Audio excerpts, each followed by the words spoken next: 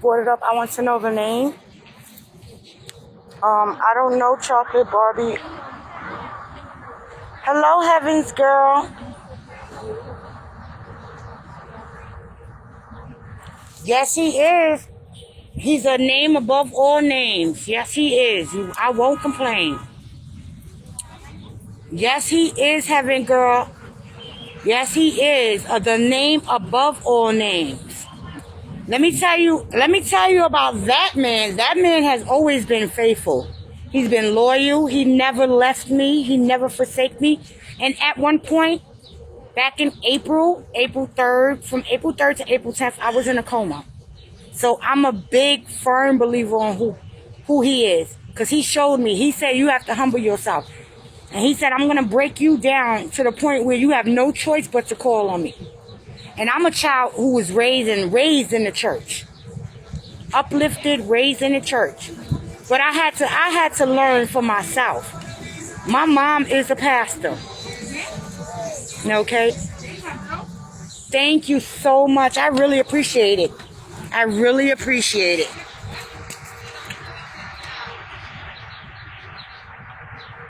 Y'all got about 5 more minutes.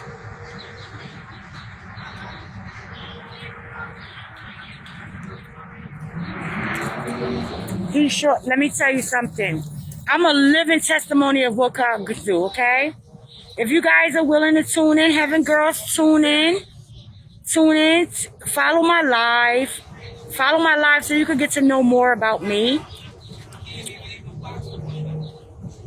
Oh, he sure will not. I'm gonna give y'all a joke after my story. I'm gonna give you, hey Tay Tay, I'm gonna give you a joke after my story. Okay, so this is Cream. Let me give you a little insight about me, guys.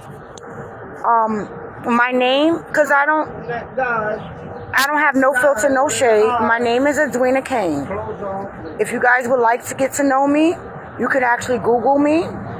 If you type in Google, Edwina Kane, Staten Island COVID survivor. Hello. I don't know, is that Paris? I think that's Paris with the drop in S. I like that. That's different. So April 3rd to April 10th, I was in a coma. Yes, you guys are definitely looking at someone who survived in a coma, on a ventilator, on life support. My family couldn't visit me, and they came. Okay, let's start from day one. I'm diabetic. I wasn't feeling too good. Like, I thought my sugar was off one day, and I was feeling a little shaky, and I was like, I really genuinely thought it was my sugar, but it wasn't. And I noticed that I couldn't smell or taste for one day. This all happened within a 2-day time span. One day I'm like, I'm shaky. I don't feel too good. I'm thinking it's my sugar. The next day I woke up and I couldn't smell. Like, everything smelled and everything tastes the same. Everything smelled and tastes the same. I called my sister. I was on video chat with my sister. Video. And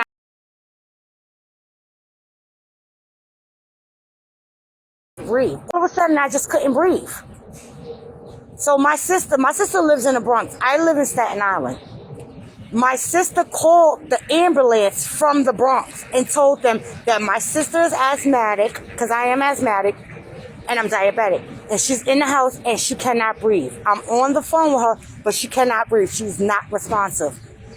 I wasn't responsive. When they came in my house, they broke down my door. Okay? And they came in my house. When they came in my house, they snatched me up so fast that they never took no ID. They didn't take my ID. And the only thing I had was my phone charger. And I had my phone charger because it was in my pocket. I mean, I had my phone, not the charger. I had my phone because it was in my pocket. So when they took me to the hospital, they took me to Rumsey. It's called Richmond University Medical Center on Staten Island, okay? That hospital, and my doctor saved my life. My doctor, Dr. Rotatori, Francis Rotatori. an amazing. He saved my life. All right, let's get back to it. So they rushed me to the hospital. We get to the hospital. Before I even get to the hospital, first of all, before I even got there, I was already done. They were already trying to resuscitate me in the ambulance twice. Now, I'm getting all of this information because this is what they told my family. But after 7 hours of everybody, my mother, my sister, my aunts, everybody calling like, we know y'all took her from this location and we know that she's on her way to a hospital. So they had me for 24 hours in Rumsey. I was under the name of Jane Doe because they had no ID on me. How many people, how many family members was taken out of their home and was put under the name of John Doe or John or Jane Doe? Because family members weren't allowed to come in. My mother had to identify me 7 hours later based on my tattoos. Hi, Jai for real. Hey, J Trip. Hello, Issa. So, based on my tattoos, the tattoo on my neck, which is this one right here, that's how my family was able to identify me. Now, during this time, family members weren't allowed to come into the hospital. So had I passed away, I would have passed away by myself. Hey, Caddy. So, guys, if you want, you can take the time. You can actually Google. You can actually Google me. So now 7 days on a ventilator, on life support. I didn't even know I was on life support. You know what it feels like to be on the phone with your sister, and the next thing you know, you waking up. Thank you so much. I really appreciate it. Thank you so much. I really, really. Make sure you tap in, tell a friend and tell a friend. Sharing is caring. I really appreciate all of the support. I really appreciate all of you guys. I want to finish getting to the story so they understand life after COVID. Thank you, thank you, thank you, thank you, thank you, thank you. So, now, this is where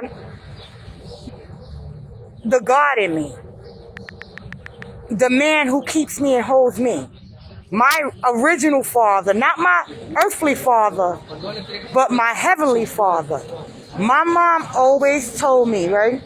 I remember, I don't know if you guys know this song. My mom used to always sing this song to us when she wanted to wake us up for school in the morning. She used to sing, rise and shine and give God the glory and rise and shine and glory and rise and shine and give God the glory. Oh, Jesus, I am tired. She used to wake us up to that. That's how we had to get up in the morning for school. It was no shade. It was very annoying. But I remember, this is a little info for you guys. If you ever talking to someone who is actually in a coma, don't be afraid to talk to us. Because I heard everything around me. I heard them doctors saying they wasn't going to give up on me. I was 1 out of 6 people. My doctor lost 5 other patients that day. I was 1 to survive. Yes, you got it. It's called Rise and Shine and give up the glory and rise and shine and give up the glory and rise and shine and give up the glory. Oh, Jesus, I am tired. Hi, Penny. Welcome, Penny. Welcome, welcome, welcome. Welcome to my broadcast. Yes, I am. I'm a living testimony. I'm a living testimony. So, here goes it. So I was hearing a doctor say, oh, we're not giving up. We're not giving up. We're not giving up. Now, you know how I never really believed into it and all that. Your body actually does physically transcend. Because I got into a realm. I was in a plane where I was physically looking down at me on the bed and the doctors. And when I say doctors, I'm talking about 20 doctors around me. Okay, 20 doctors around me, and I'm watching them fight for my life. And I could not speak, and I'm like, I'm here, guys, I'm here. But I'm talking to the doctors, but I'm like, I don't believe this. I'm here, I'm okay, I'm alive, I'm okay. I'm talking to them. But slowly but surely, I'm noticing like I'm elevating, and I'm getting further and further away from the bed. I'm getting further. Ooh, that's some good music right there. Hey. He's jamming. He is jamming right now. He's jamming right now. All the way jamming. They about to pull off and drive. The light has changed. Okay, back to my story. Thank you for the music, driver. We appreciate you. We needed that. Whatever they were saying. So, now, back to the story. So now, right, I'm watching. Slowly but surely, I'm noticing that I'm getting further away from me. But my mom always told me, when it's your time, look for them gates. Look for the gates to open up. Look for the rainbow. That's when you know God is welcoming you in. Here we go. I was looking for the rainbow. I was really looking for the rainbow. When I tell you, I was looking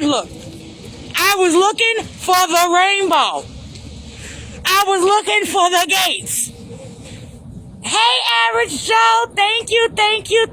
I was looking for the rainbow and I was looking for the gates. And guess what? Neither one of them was there. So I said to myself, oh, crap, I gotta go back down. He's sending me back. He did not open them gates for me. He said, Cream, go back down. Go back down and tell your story.